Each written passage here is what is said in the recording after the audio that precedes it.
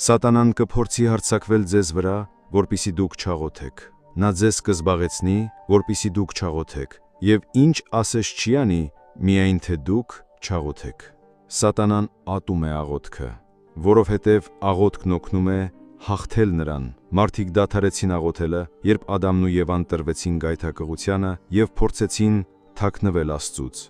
Եթե դուք ընկնեք սատանայի թակարդը, ապա մինչև ձեր կյանքի վերջ թաքնվելու եք Աստծուց։ Հենց սա է աղոթքի բացակայությունը, երբ մարդիկ սկսում են թաքնվել Աստծուց։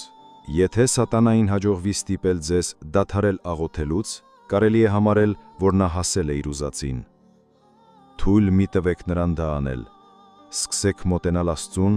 աղոթքում։ Երբ Դանիել մարգարեն Բաբելոնում էր, երկրում գործում էր մի օրենք, որն արգելում էր աղոթել։ Թշնամին չէր ուզում, որ Դանիելն աղոթի։